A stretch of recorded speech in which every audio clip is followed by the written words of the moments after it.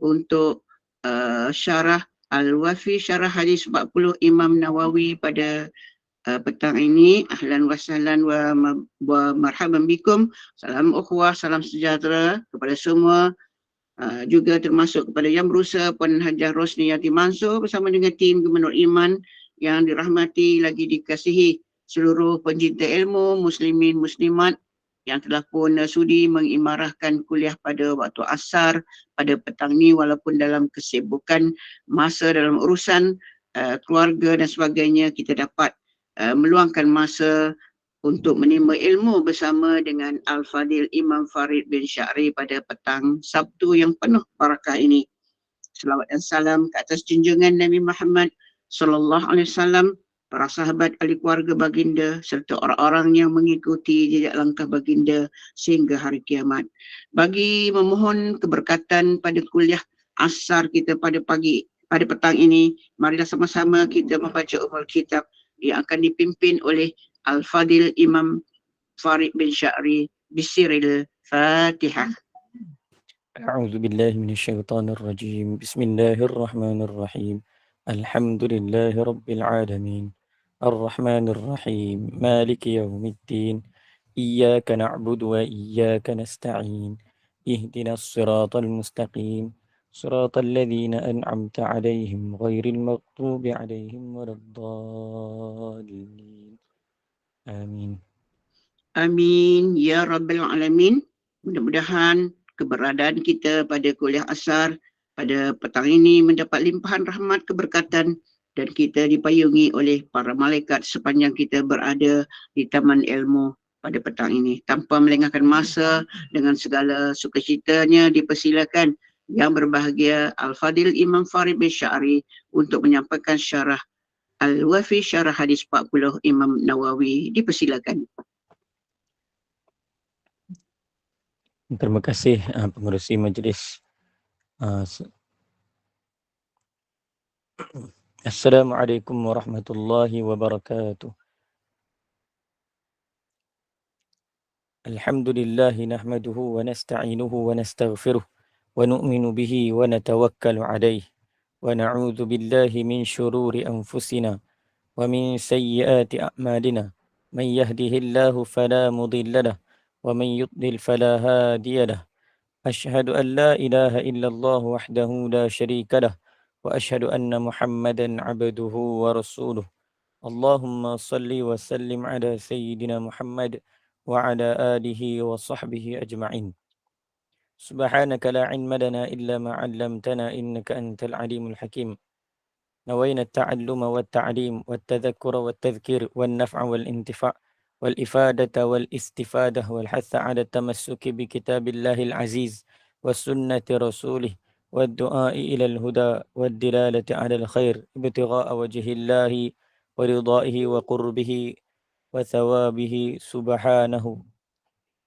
اللهم ألهمنا علما نفقه به أوامرك ونواهيك وارزقنا فهما نعرف به كيف نناجيك يا أرحم الراحمين. اللهم إنا نسألك فهم النبيين وحفظ المرسلين وإلهام الملائكة المقربين. اللهم أغننا بالعلم وزينا بالحلم وأكرمنا بالتقوى وجملنا بالعافية. اللهم إنا نستودعك ما قرأناه أو نقرأه في هذا المجلس وما قبله وما بعده فاحفظه علينا حتى ترده إلينا وقت احتياجنا إليه.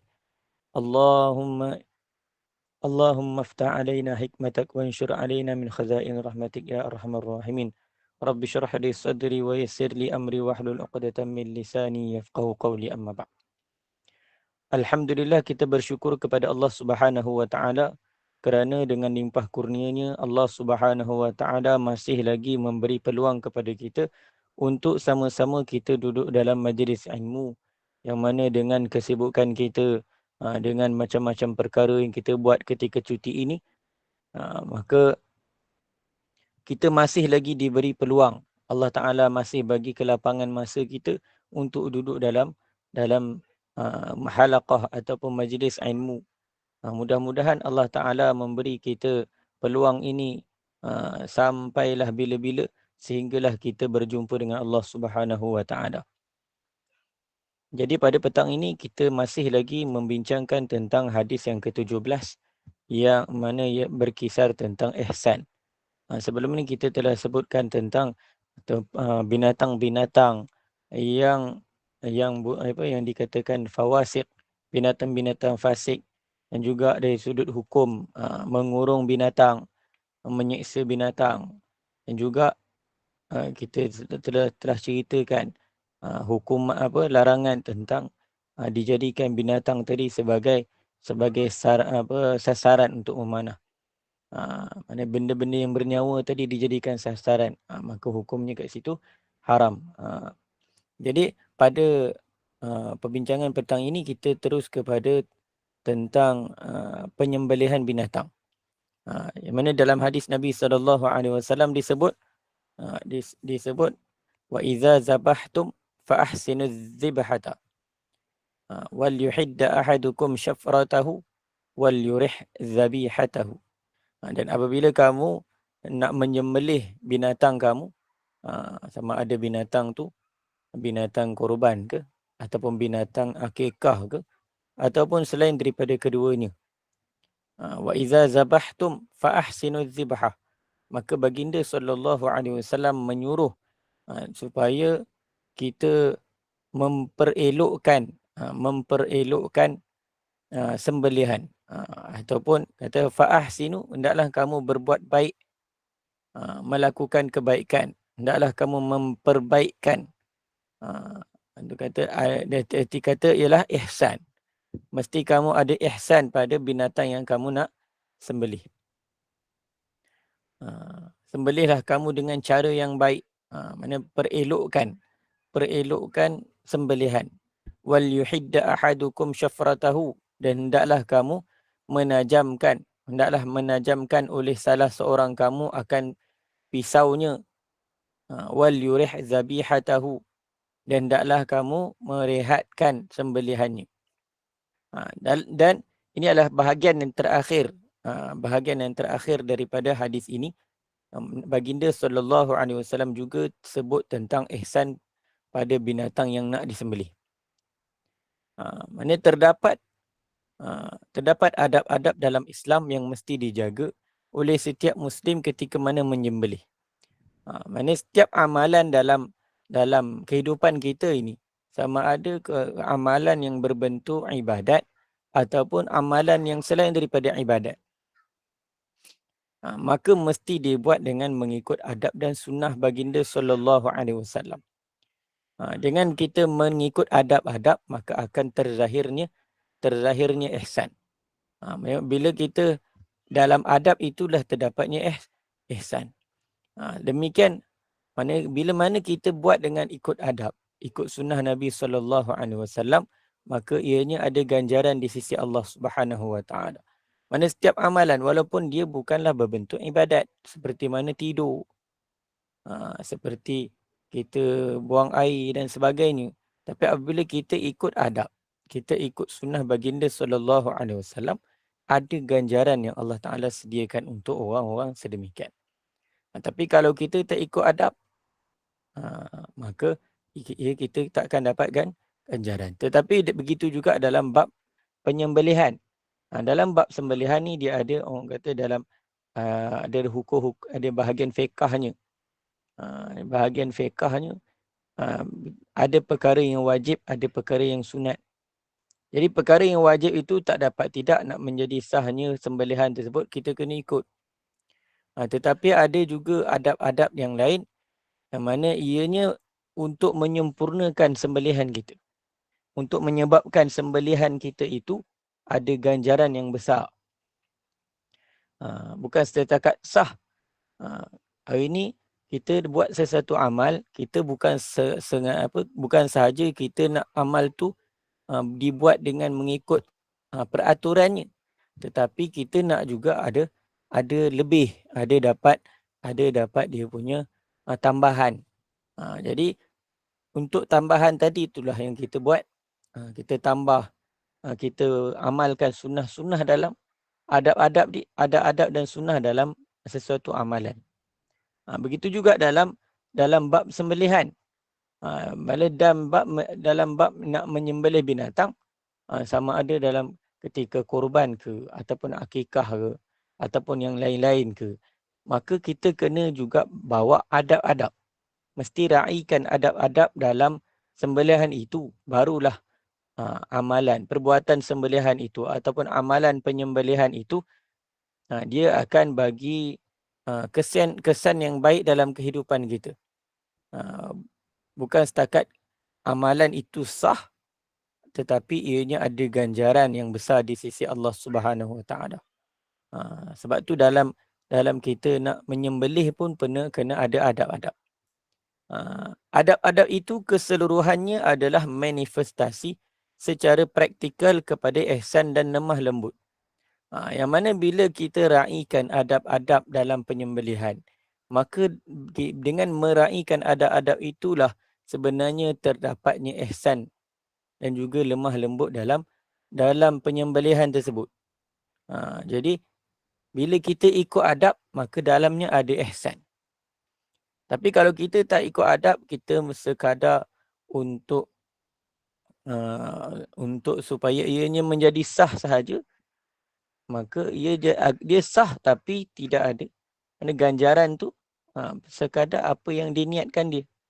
Tetapi adab dalam perlakuan itu tidak ada apa-apa ganjaran pun.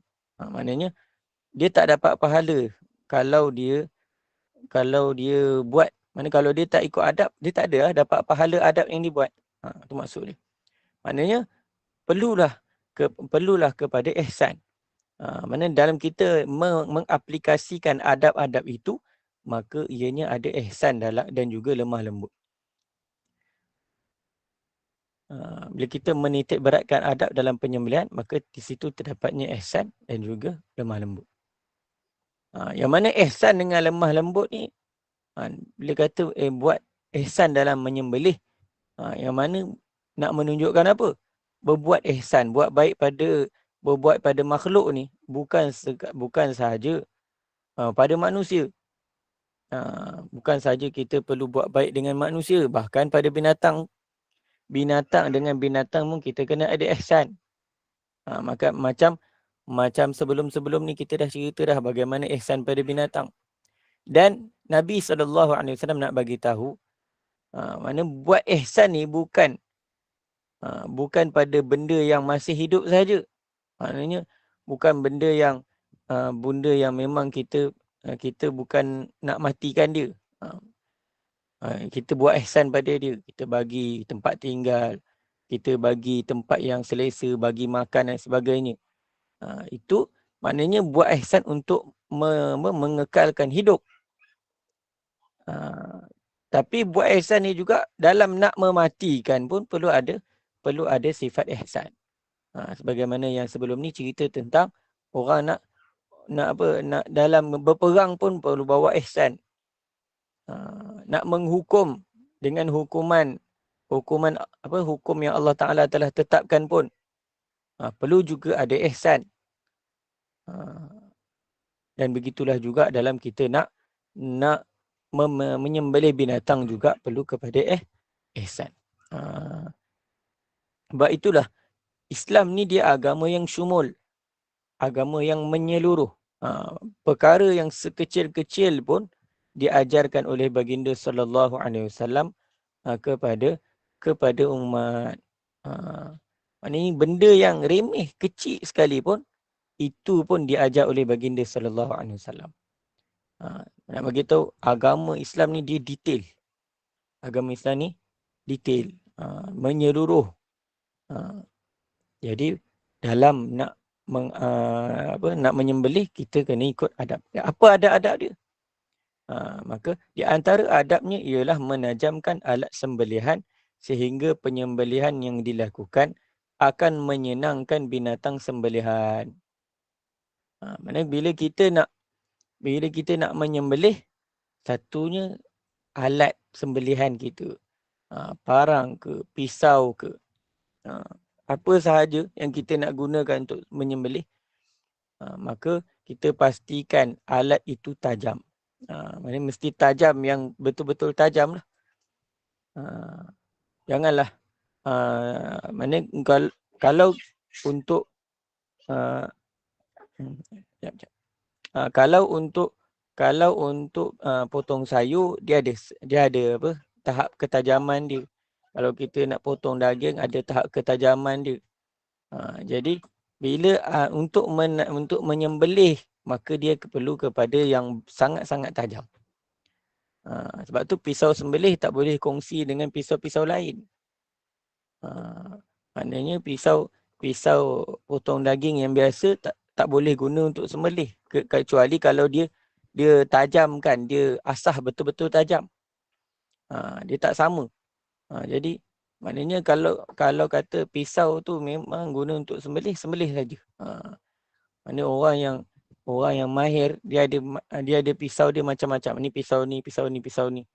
Dia tak guna satu pisau untuk semua. Tak. Jadi maknanya adab dalam nak menyembelih, pertama sekali alat sembelihan tu pastikan tajam. Sebab apa perlu kepada tajam? Supaya penyembelihan yang dilakukan, sehingga penyembelihan yang dilakukan akan menyenangkan binatang sembelihan. Maknanya dia cepat, dia senang, dia tak susah. Kalau kata pisau tu tak tajam, maka dia akan menyusahkan binatang. Satu, menyusahkan dan juga menyakitkan. Jadi terseksa binatang tu. Jadi tak boleh pisau yang tak betul-betul tajam. Pisau tumpul, tak boleh. Dia kena pisau yang tajam, betul-betul tajam. Supaya apa? Supaya penyembelihan tadi berlaku dengan keadaan yang senang. Kita tolak saja pisau tu dah boleh terpotong.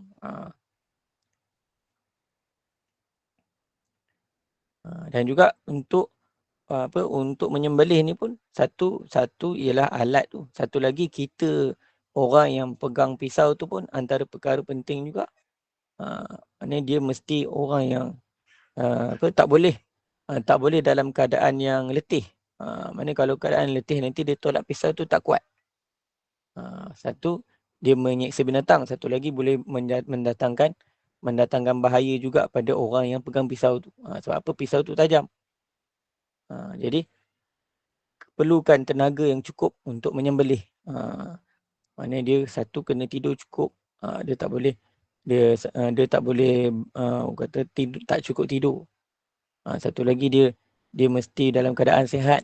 Mana orang yang dalam keadaan tak berapa nak sihat, tak digalakkan untuk menyembelih. Sebab apa? Dia takut tenaga dia tak ada. Sehingga penyembelihan yang dilakukan akan menyenangkan binatang sembelihan serta mempercepatkan kematian. Jadi bila kita tajam, dia akan cepat sembelih dan cepatlah mati. Cepat dia punya sembelih dan cepat mati.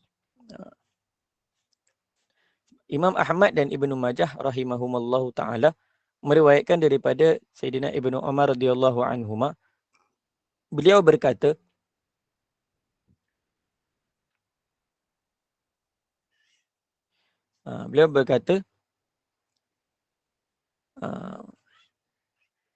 Rasulullah SAW memerintahkan agar menajamkan parang, pisau ataupun apa sahajalah, dan menyembunyikannya daripada pandangan binatang.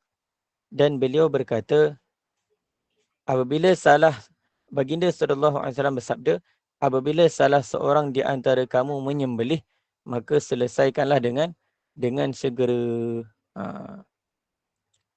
Dekat sini ada dua perkara yang Baginda SAW sebutkan di sini.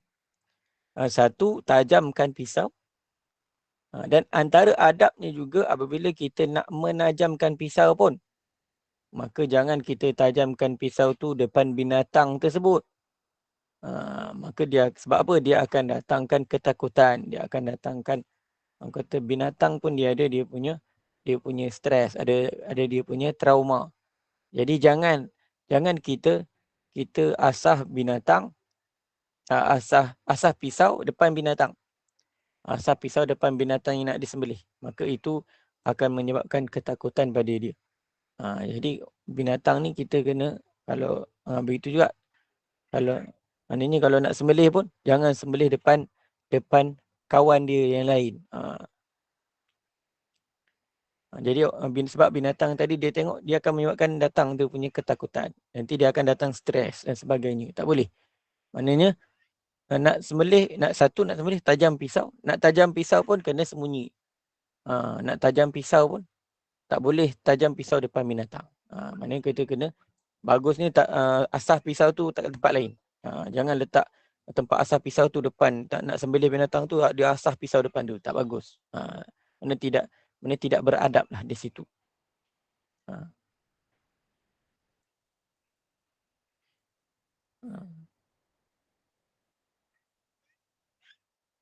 Kata, apabila salah seorang di antaramu nak menyembelih, maka selesaikanlah dengan segera. Maka kat sini Nabi SAW perintahkan untuk kita segerakan menyembelih tersebut. Maksudnya jangan kita sembelih lambat-lambat.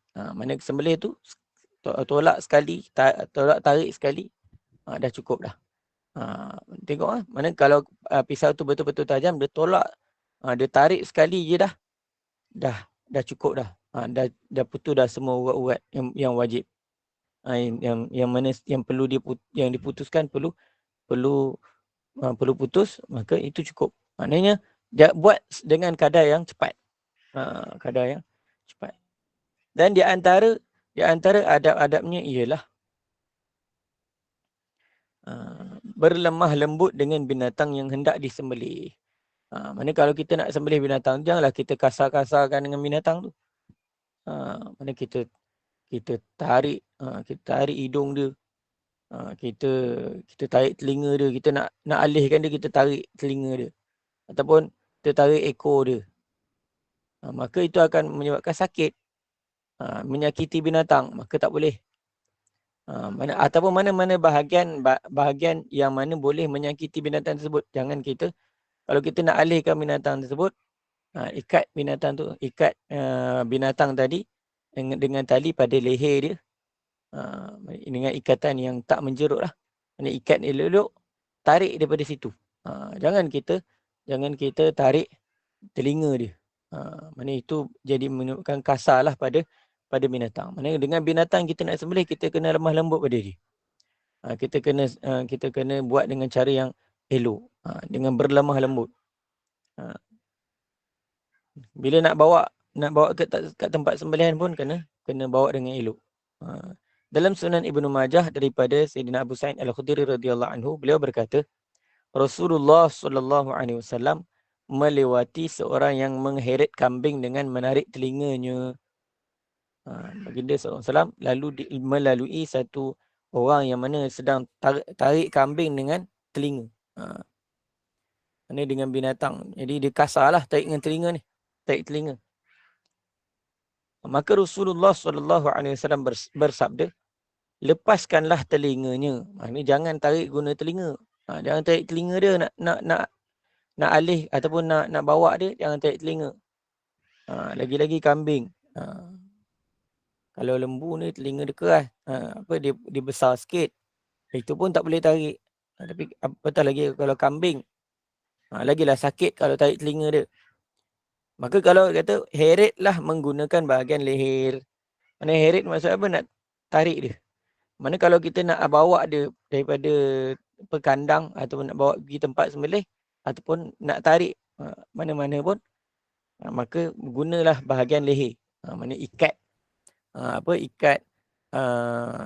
tali pada bahagian leher dia, mana tarik. Jangan kita tarik telinga ataupun kita tarik ekor dia, ekor lembu kan. Mana itu tak boleh. Mana kita kena berlemah lembut dengan binatang. Imam Ahmad rahmatullahi alaih berkata, hendaknya binatang sembelihan itu diheret dengan lemah lembut, dengan lembut, disembunyikan parang daripadanya dan jangan diperlihatkan kecuali di saat menyembelih. Maka Imam Ahmad rahmatullahi alaih disebut lagi sekali tentang sembunyikan. Ini kalau kata nak bawa binatang tadi, bawa dengan lemah lembut. Dan juga jangan, kalau dan kata disembunyikan parang. Mana kalau alatan yang nak digunakan untuk sembelih tadi disembunyikan daripada pandangan dia dan jangan diperlihatkan. Maknanya kalau selagi mana kita tak mula nak menyembelih, kita kena sarungkan pisau tu. Jangan kita bagi terhunus. Maknanya jangan bagi nampak lah dia punya mata tu. Jadi bila dah sampai masa nak sembelih, baru keluarkan pisau tu terus sembelih. Jadi kat situ betapa halusnya cara yang ditunjukkan oleh baginda sallallahu alaihi wasallam. Begitu halusnya cara adab yang ditunjukkan dalam Islam. Hatta dengan binatang pun kita tak boleh menyakiti dia. Kita tak boleh menakut-nakutkan dia. Maka dengan itu cara macam tu sekali. Mana kalau nak sembelih baru keluarkan pisau. Baru nak sembelih baru keluarkan pisau. Ni satu adab yang diajar oleh baginda sallallahu alaihi wasallam kepada umat supaya berlaku ihsan pada binatang.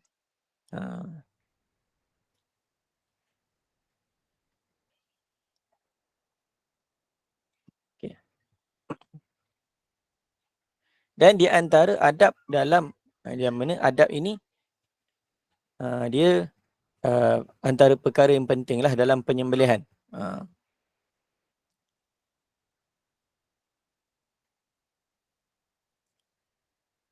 Okay. Dan antara adab juga ialah menggunakan sesuatu yang boleh mengalirkan darah. Kata ma'an harad dama seperti mana yang disebutkan tadi. Dan dalam kita nak menyembelih maka baca bismillah.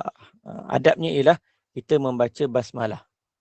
Bismillahirrahmanirrahim ataupun dibaca Allahu Akbar. Maka maknanya disebut nama Allah ketika mana kita nak menyembelih. Disebut nama Allah ketika nak menyembelih.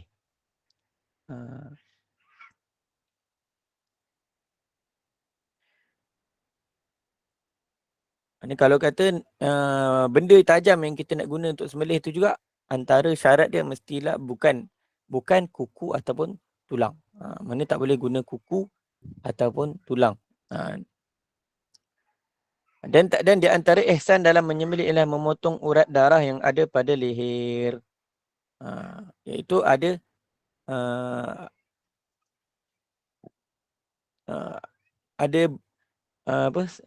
mesti potong urat marik. Mesti selalu nafas dan selalu maknanya dua urat mesti kena potong. Kemudian ada satu lagi yang mengiringi urat tersebut. Ni potong urat-urat yang ada pada urat darah pada leher. Jadi untuk mempercepatkan kena potong urat darah tersebut.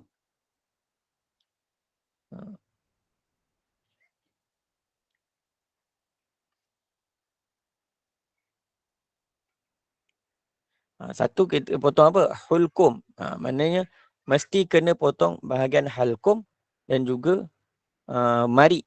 Marik dua ni mesti kena potong, wajib. Kemudian dan untuk mempercepatkan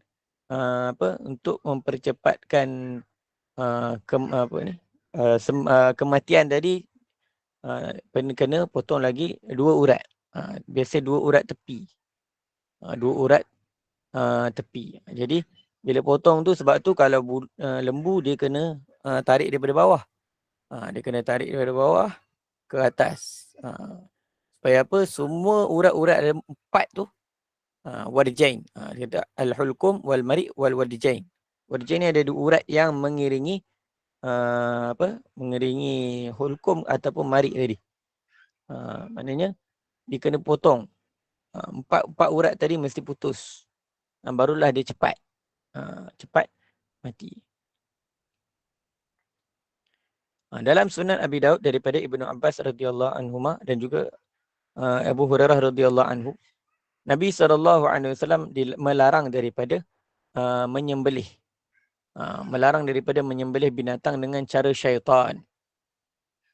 Dengan cara syaitan, iaitu memotong kulitnya tanpa memutuskan urat darah di leher. Maka kat sini dilarang. Kerana kalau nak ni mesti sembelih urat halqum, marik dan wajah ni diputuskan. Memotong urat yang ada pada leher. Maknanya segala urat tadi dipotong.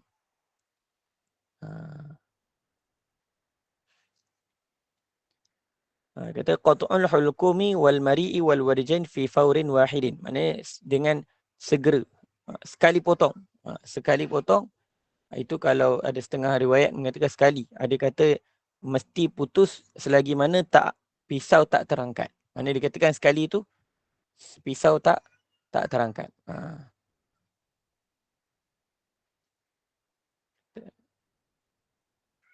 Dan kata wa tajuzu tazkiyatuhu fi ayyi makanin fi badanihi inda zibhihi.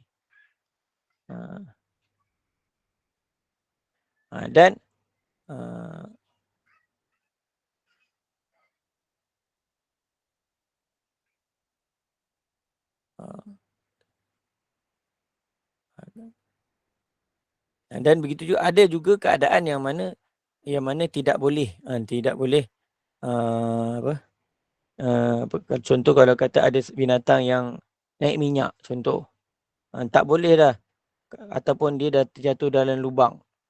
Bagaimana cara dia? Maka kita kena lukakan dia pada tempat yang mana dia boleh menyebabkan darah boleh banyak keluar. Itu dah memadai. Okay. Dan antara adabnya juga ialah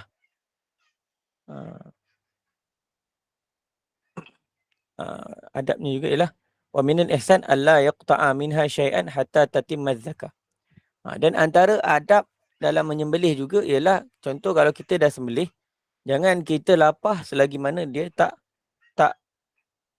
sempurna dia punya kematian dia.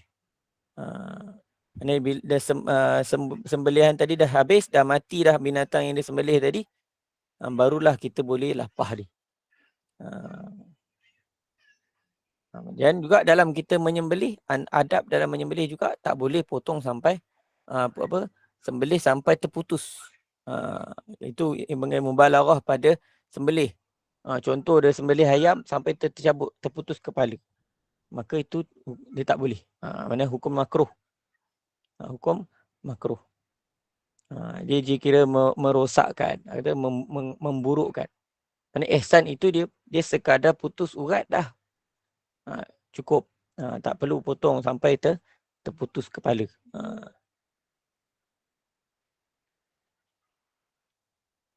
Okay. Dan begitu juga disunatkan ketika menyembelih. Disunatkan ketika menyembelih agar sembelihan itu tidak dilakukan di hadapan binatang sembelihan yang lain.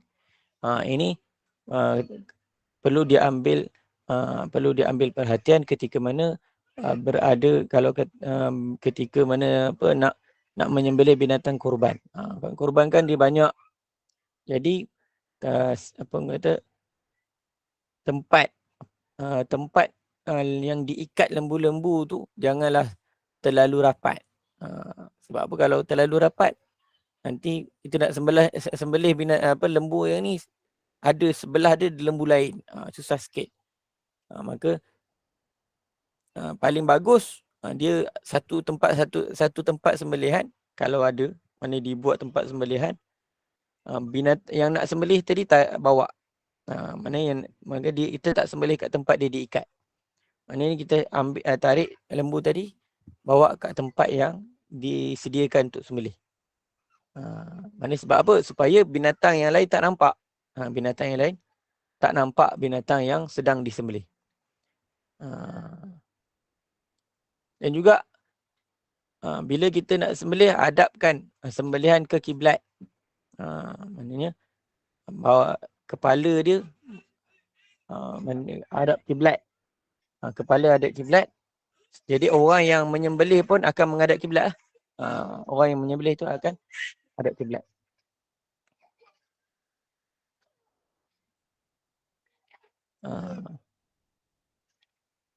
Menyebut nama Allah sebab sewaktu menyembelih.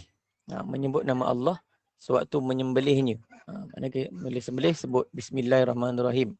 Ataupun Allahu Akbar. Ataupun biasa baca Bismillahi Allahu Akbar. Okay. Dan setelah kita sembelih, biarkan sampai betul-betul mati. Maknanya bagi darah tadi habis.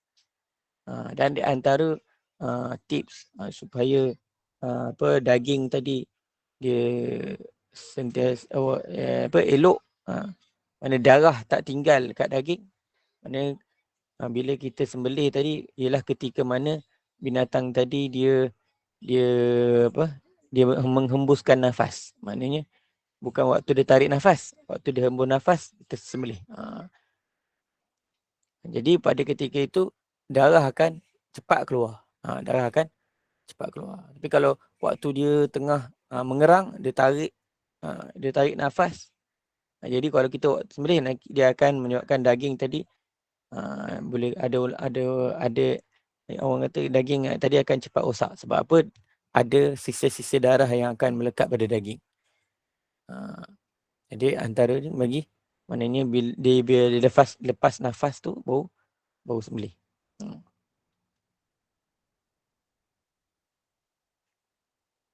Ada siapa tanya tu? Selalunya Salkiah tu tak tanya dia problem handphone dia kot. Kan dia nak Okay. tanya Salkiah. Sebab baru masuk je angkat tangan, tak tahu dia ada problem dengan handphone dia. Maaf, saya punya handphone ada masalah ni. Okay, Sorry. tak apa. Maaf Ustaz. Okay. Kemudian bila dah mati, dan kalau kata dia buat korban, mesti kena niat korban lah. Antara adab dia niat korban. Bila masa kita tengok ataupun masa kita sembelih tu, kita niat lah ni korban ni untuk sekian-sekian. Ini lembu ni adalah korban sekian-sekian. Maka orang yang sembelih ataupun orang yang melihat tadi, orang yang dia tak sembelih, dia wakilkan. Jadi dia lihat, tapi dia sendiri orang yang buat korban tadi, dia niat bila binatang tadi disembelih, dia niat korban. Dan juga dia mengiktiraf anugerah Allah Ta'ala. Inilah Allah Ta'ala bagi nikmat pada aku, inilah aku korban kerana Allah Subhanahu Wa Ta'ala. Kerana Allah telah menjadikan binatang-binatang ini sebagai nikmat untuk kita. Maka sebab tu kita kena mengiktiraf. Ini ya Allah, kau telah anugerahkan aku dengan harta benda, dengan binatang ni. Ya, aku bersyukur padamu. Mana kau telah jadikan ni sebagai nikmat. Okay. Itu tentang menyembelih binatang. Ada tambahan daripada pengarang, daripada syarih tentang ihsan terhadap binatang. Di antara ihsan terhadap binatang ialah tidak membebaninya lebih daripada kemampuannya. Dia binatang tu, contoh keldai tu tak adalah besar sangat. Tetapi dia letak ke atas belakang dia tu sampai dia terduduk, tak boleh nak bangun. Maka itu menyeksa lah namanya. Walaupun keldai itu digunakan kadang-kadang memang untuk bawa barang, tapi janganlah kita lalu membebankan dia sampai dia tak mampu.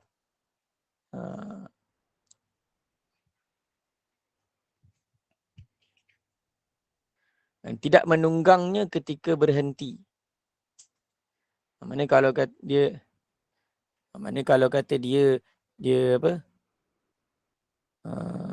kalau tengah berhenti tak berjalan, maka bagusnya kita turun. Kalau kata naik kuda ke, naik keldai ke, apa sahaja binatang yang kita naik. Mana kalau kata binatang tu dia berhenti, bagusnya dia turun lah.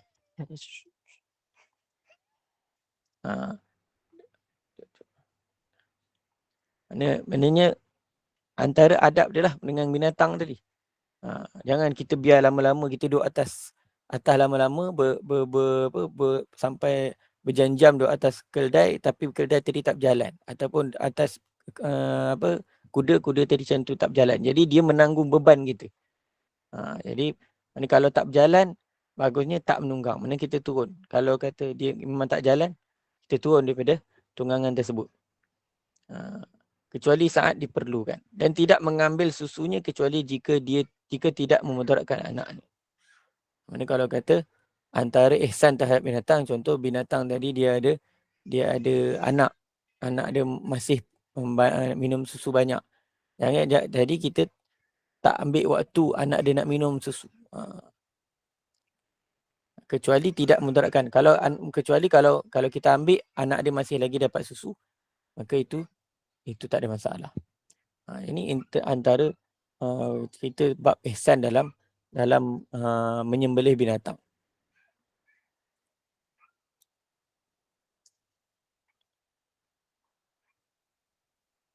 Okey, dan juga antara orang yang antara adab dalam nak menyembelih tadi, orang yang sembelih tadi dia mestilah ahli dalam menyembelih. Ahli dalam menyembelih. Maknanya dia ada kelayakan. Kata ahliyatul muzakki. Mesti orang yang menyembelih tadi berkelayakan. Antara sifat-sifat orang yang layak untuk sembelih ialah satu, dia orang Islam. Orang Islam. Jadi orang sembelihan orang bukan Islam, selain daripada ahli kitab, maka semuanya tak boleh. Tapi yang kata ahli kitab ialah ahli kitab zaman Nabi. Pada zaman sekarang ni ahli kitab je tak muktabar. Ahli kitab zaman sekarang ni tak muktabar. Jadi tak boleh kalau kita makan sembelihan mereka. Tak boleh. Akilan, mesti akil, mesti berakal. Kalau orang gila tak boleh sembelih. Orang yang tak berakal tak boleh sembelih. Balighan. Dan mesti baligh ataupun dia mesti sobi tadi mumayyiz. Mana mumayyiz, mana dia tahu cara sembelih, dia tahu ni pisau ni betul-betul tajam dan sebagainya. Ataupun dia orang yang baligh. Mana kalau sobi ghair mumayyiz tak boleh. Tak boleh tak boleh sembelih. Tapi kalau kita mana dia tahu cara sembelih.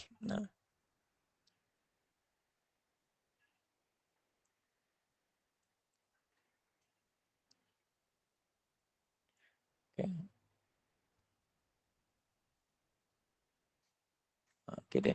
Ini kalau kata kalau bab ahli kitab ni, kata wa ta'amul ladzina utul kitaba halul lakum, makanan yang disediakan, ini sembelihan yang disediakan oleh ahli kitab adalah halal bagi kamu. Ini adalah apabila tidaklah dia menyembelih berhampiran dengan gereja ataupun rumah ibadat ni. Adapun apabila dia sembelih berhampiran dengan rumah ibadat, maka yang lebih ihtiyatnya kita tak makan. Tapi adapun kalau kata zaman sekarang ni punya ahli kitab, mana dia ada ulama kata tak boleh. Ada ulama kata afdal ni ihtiyatnya kita tak makan. Li'annahu qad kerana sesungguhnya kadang-kadang termasuklah apa yang dia ma uhilla li ghairillahi bih. Kadang-kadang dia sembelih tu bukan dia ada sebut selain daripada Allah Subhanahu Wa Taala. Kalau dia hanya sembelih saja tak ada masalah, tapi kalau dia sembelih dia ada sebut sembelihan ni untuk siapa-siapa selain daripada Allah Taala, maka yang itu tak boleh.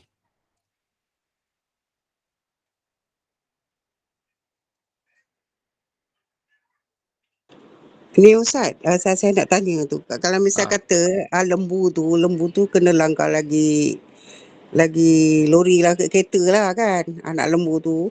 Lepas tu dia macam nak dah kira nak mati lah.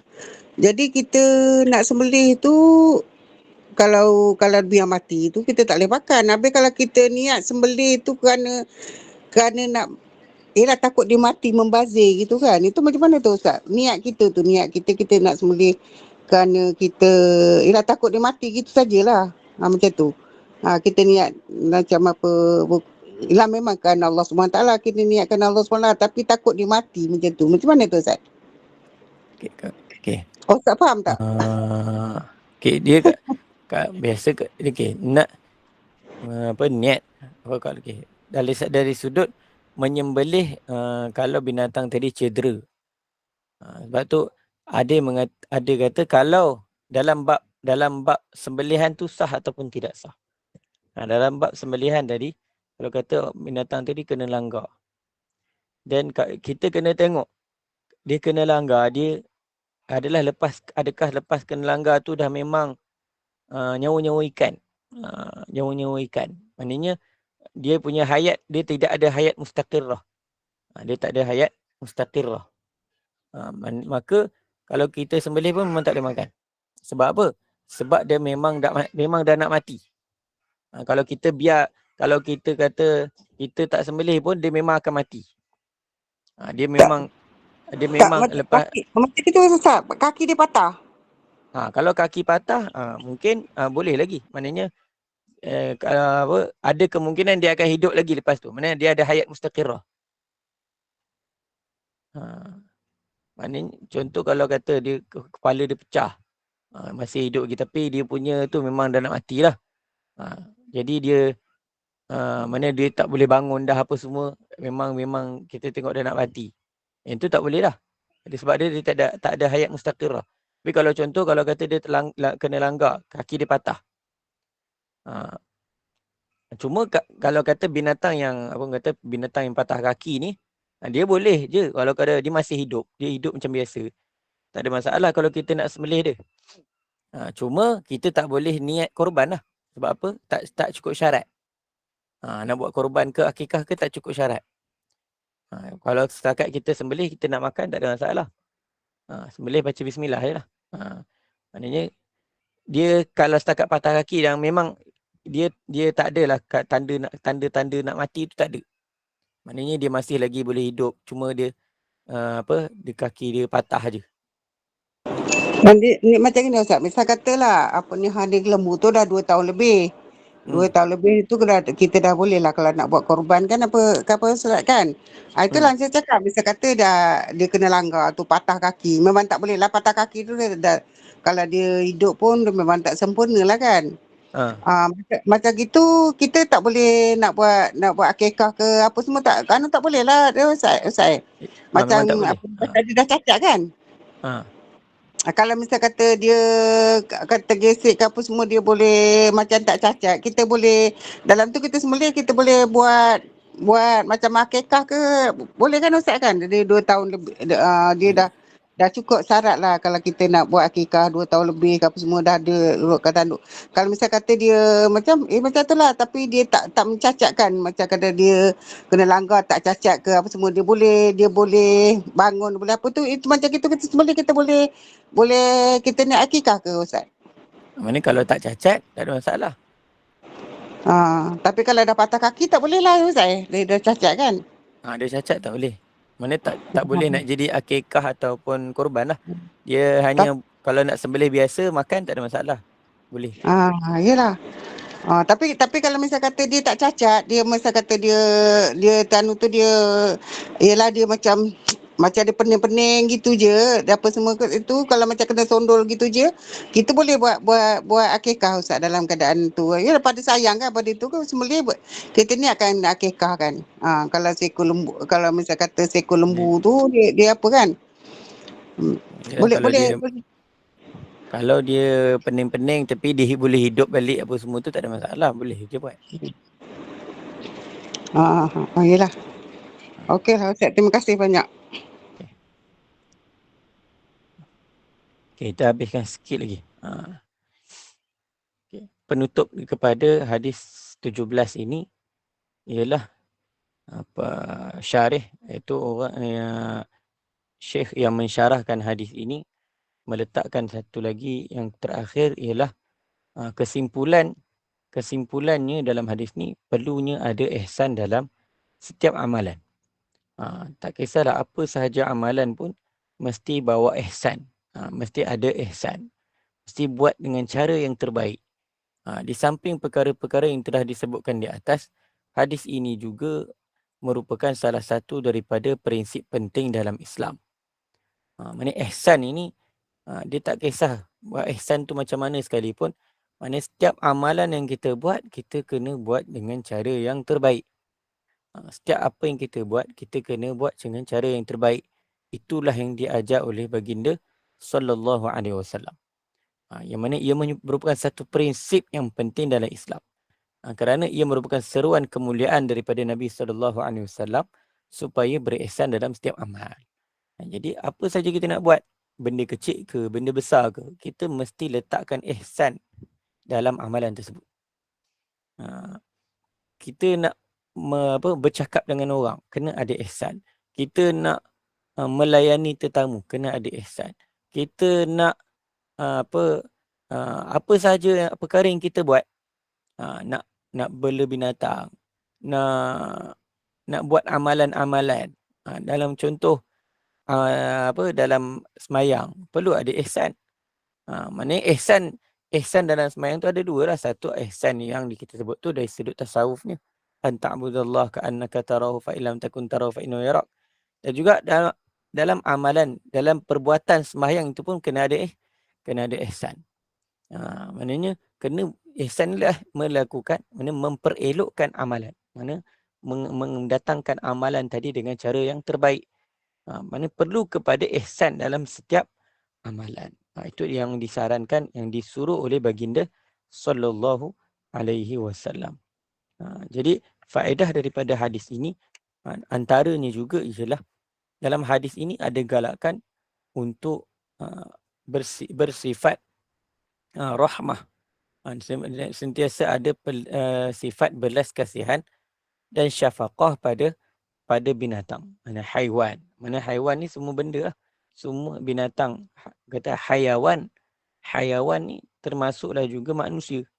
Sebab manusia ni sebahagian daripada benda-benda yang hidup. Dan Islam kata, dan juga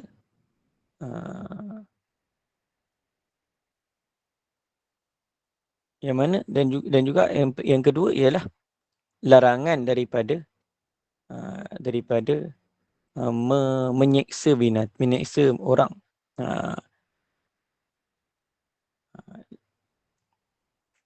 Dalam hadis ni juga cerita tentang larangan untuk menyakiti orang lain.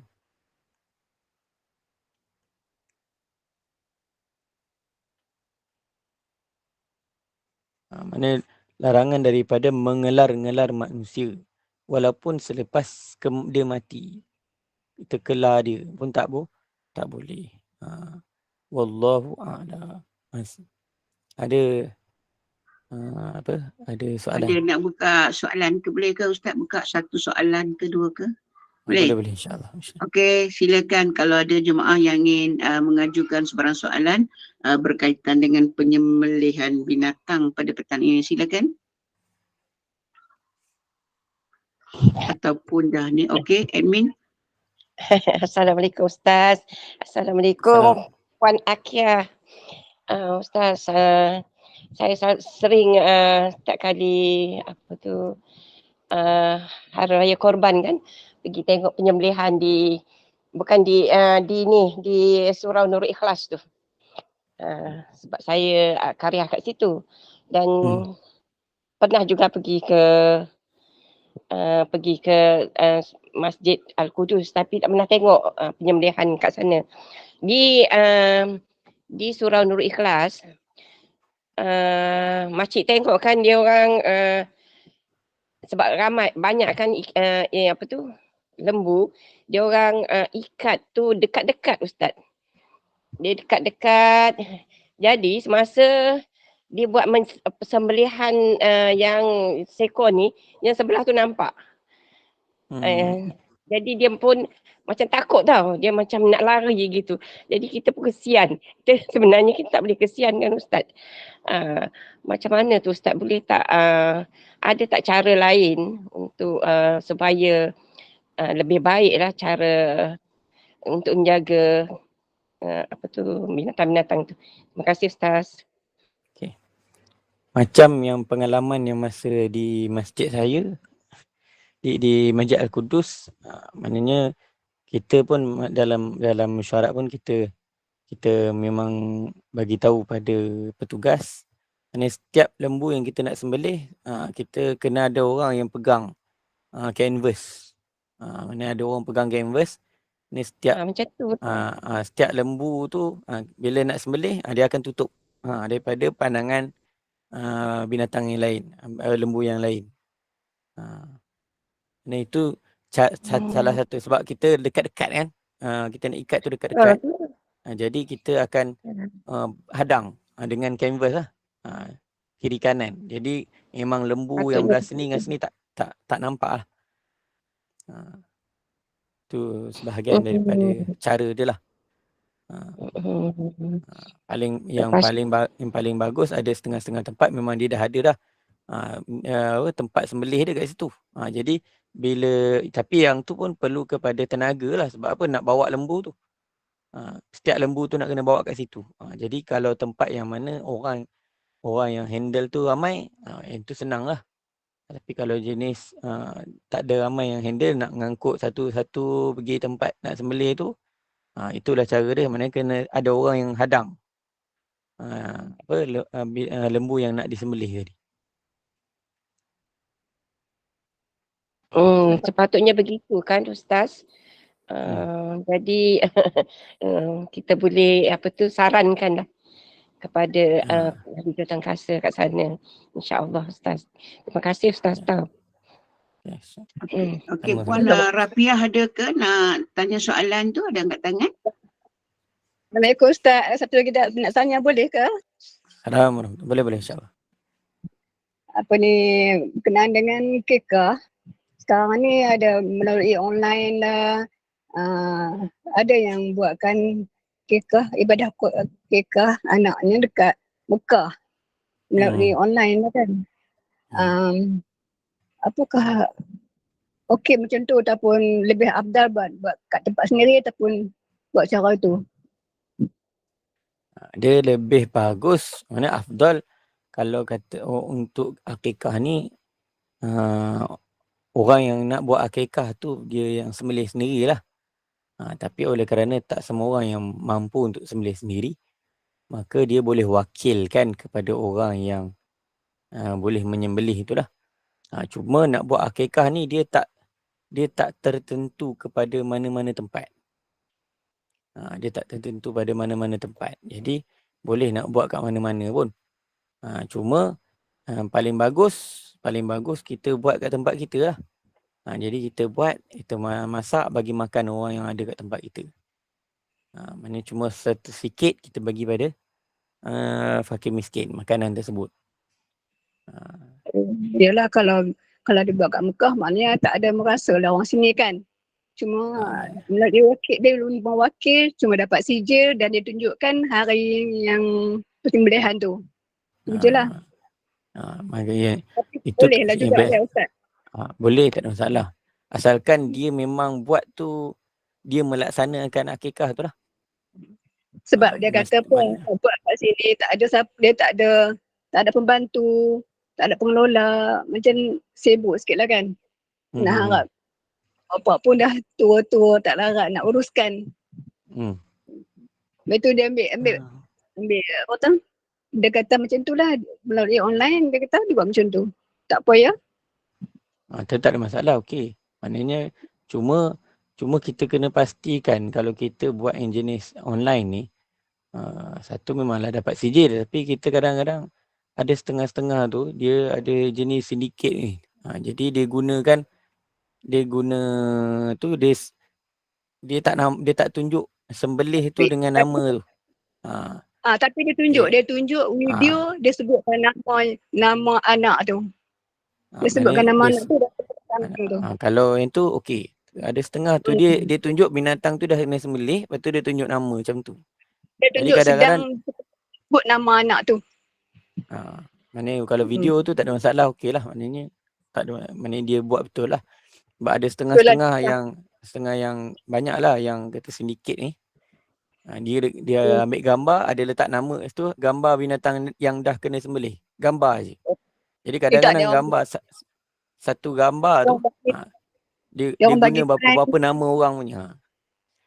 Ni dah dia orang bagi masa dia dan masa proses penyembelihan, dia bagi masa, dia suruh tengok lah kan. Maknanya semasa dia sembelih tu, dia sebut nama anaknya, puas hatilah dia kata. Itulah, dia tak tanya Ustaz tu, boleh ke cara tu kan? Dia kalau macam tu tak ada masalah, boleh. Tak ada masalah. Okey. Terima kasih Ustaz. Sama. Mungkin soalan yang terakhir. Okey, Wan Aisyah silakan. Assalamualaikum Ustaz. Assalamualaikum. Apa ni, macam Ustaz kata tadi kita jangan nampak kan, tahu canvas antara lembu yang kita nak sembelih dengan lembu yang berhampiran. Tapi suara kesakitan di waktu penyembelihan itu tetap boleh dengar dengan jelas juga oleh lembu-lembu lain. Macam mana?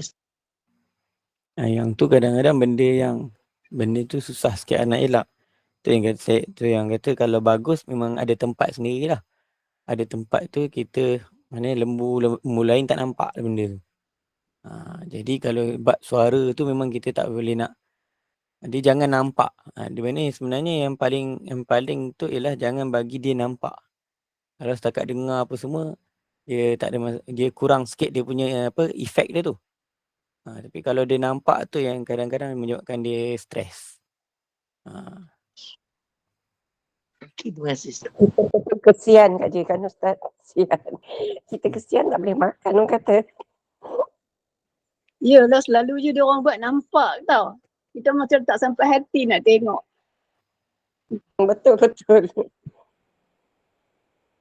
Itulah sebabnya bila dia nampak tu lembu tu berontor-ontor, dia lari Ustaz. Dekat Nurul Ikhlas tu kita tengok macam mana lembu sebelah tu lari kan, susah nak kejar, susah nak ambil untuk disembelih. Ada tu dia memang susah betul lah nak membaringkan dia tu, nak sembelih dia. Tapi ada juga lembu yang mudah.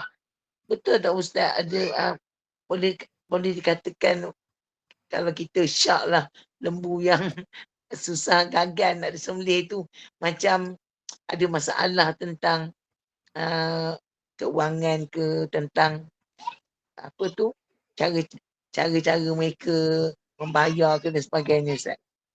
Dan ada satu tu sama Allah Alam. Tapi betul ke saya buat ni Ustaz?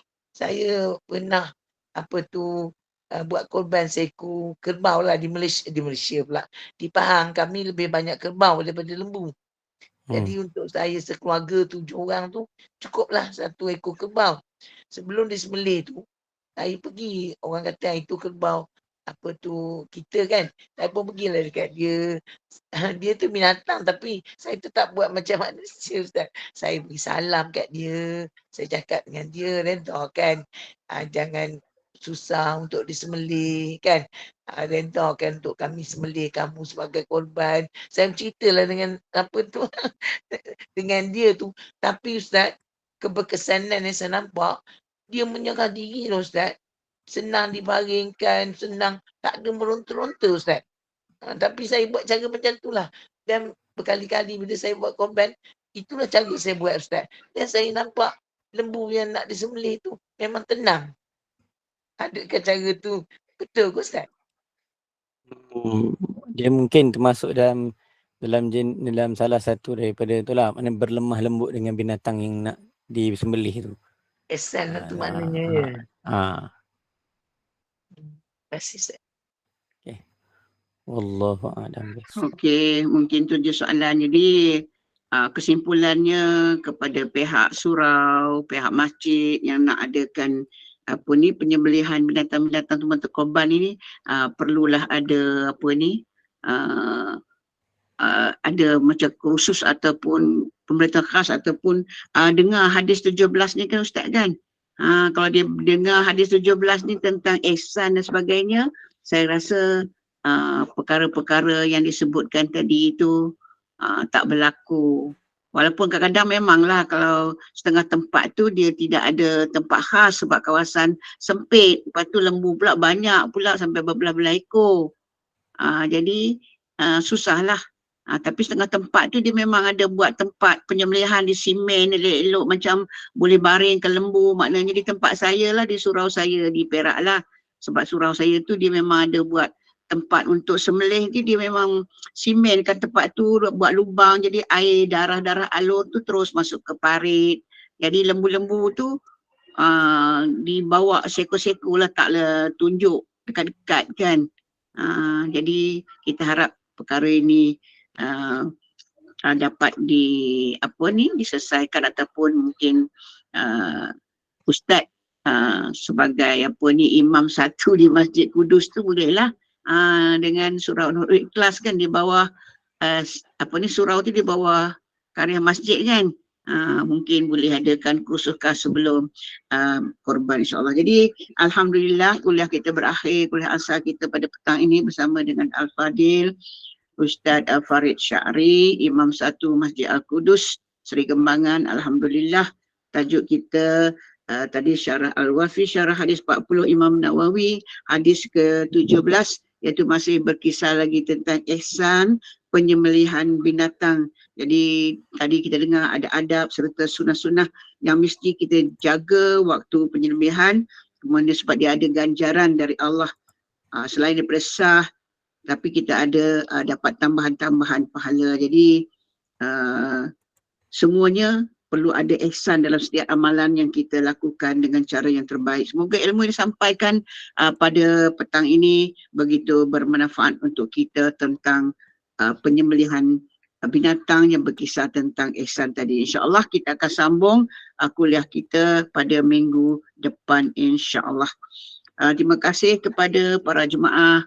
Terima kasih kepada tim Gemah Nur Iman dan juga para jemaah yang sudi bersama mengimarahkan kuliah asal kita pada petang ini. Walaupun hari ini hari Sabtu, hari Minggu, patut bersama keluarga, tapi Alhamdulillah kita menadah telinga kita untuk mendapatkan ilmu-ilmu yang bermanfaat untuk kita insyaAllah. Jadi mudah-mudahan Allah berkati perjalanan hidup kita, Allah luaskan rezeki kita seluas lautan, dan Allah ciptakan Allah jauhkan dari kita segala musibah dan dalam perlindungan rahmat Allah Subhanahu Wa Taala.